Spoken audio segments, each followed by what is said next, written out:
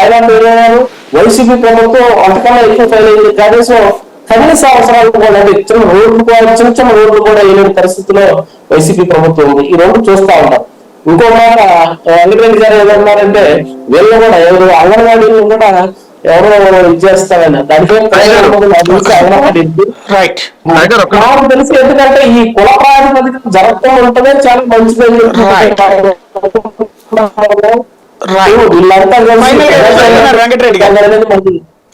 వీరశేఖర్ గారు, ఇప్పుడు జనసేన రాజకీయ పార్టీ అయితే ఒక కులానికి సంబంధించిన ఉండదు. మీరు ఒక కుల పార్టీగా మీరే చెబుతున్నారు ఒక కులానికి సంబంధించిన పార్టీ అన్నప్పుడు కుల సంఘం అయింది. రాజకీయ పార్టీ ఎందుకు పెట్టడం?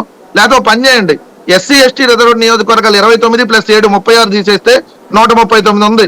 పవన్ కళ్యాణ్ నిజంగా కాపుల సంబంధించి ప్రతినిధి, కాపులకు నిజంగా ఏమన్నా చేయాలనుకుంటే 139 కాపులకి పోటీ చేసే అవకాశం 139 కాదని చెప్తున్నారు. కాపులందరూ జనసేన అడిగేది ఏంటంటే కాపులు జనసేన వైపు ఎందుకు ఉండాలి మీరు చెప్పండి? ఎందుకు ఉండాలి? తీసుకెళ్లి కాపులను ముఖ్యమంత్రి చేయడానికి ఉండాలి. మీరు చెప్పండి సార్. మీరు నిజంగా ముఖ్యమంత్రి అవుతాను, పవన్ కళ్యాణ్ ముఖ్యమంత్రి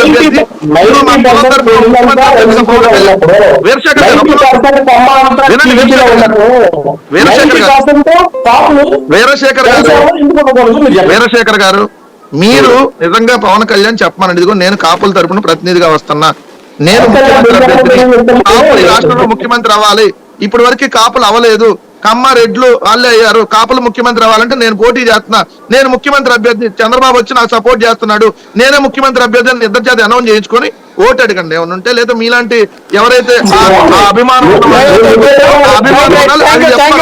వెంకటరెడ్డి గారు, ఆంజనేయ రెడ్డి గారు